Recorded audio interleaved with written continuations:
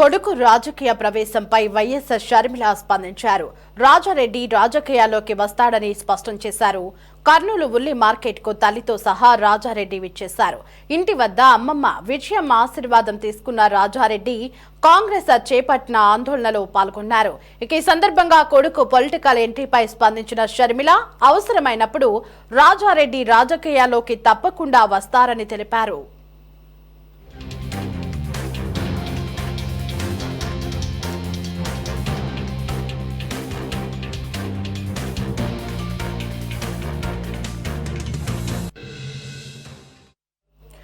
AP Congress అధ్యక్షురాలు YS Sharmila తన కుమారుడు రాజారెడ్డిని రాజకీయాల్లోకి దింపుతున్నారు. ఈ రోజు కర్నూలు ఉల్లి రైతులను పరామర్శించడానికి హైదరాబాద్ నుంచి బయలుదేరి వెళ్లిన షర్మిల తనతో పాటు కుమారుడు రాజారెడ్డిని కూడా తీసుకువెళ్లారు. ఆయనకి ఇదే మొట్టమొదటి రాజకీయ యాత్ర. ఇంటి నుంచి బయలుదేరి వెళ్లే ముందు అమ్మమ్మ విజయమ్మ కాళ్లకు మొక్కి ఆశీర్వాదం తీసుకున్నట్లు షర్మిల సన్నిహితులు చెబుతున్నారు. ఇక భవిష్యత్తులో ఏపీ రాజకీయాల్లో తాత రాజకీయ వారసత్వాన్ని కుమారుడు రాజారెడ్డికి అందించడానికి వైఎస్ షర్మిల ఇప్పటి నుంచే వ్యూహం రెడీ చేస్తున్నారు.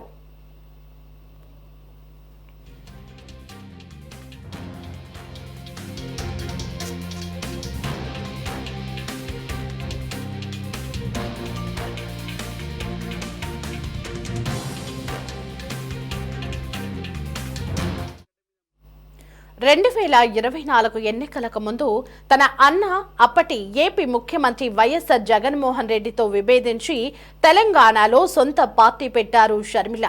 తర్వాతి పరిణామాల దృష్ట్యా కాంగ్రెస్ లో చేరి ఏపీ పీసీసీ అధ్యక్షురాలిగా బాధ్యతలు చేపట్టారు.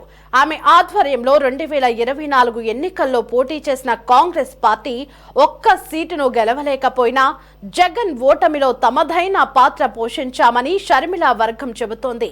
అయితే అదే సమయంలో షర్మిల పోకడతో విభేదించి కొంతమంది కీలక నేతలు పార్టీకి దూరమయ్యారు.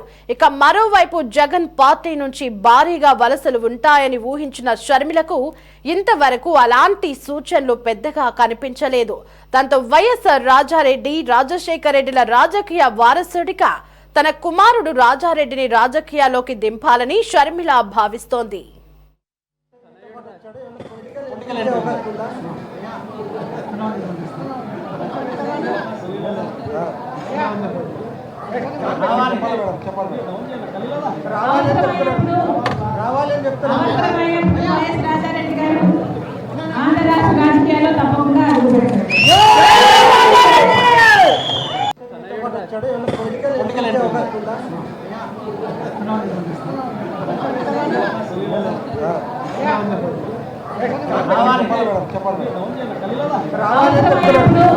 రావాలని చెప్తున్నా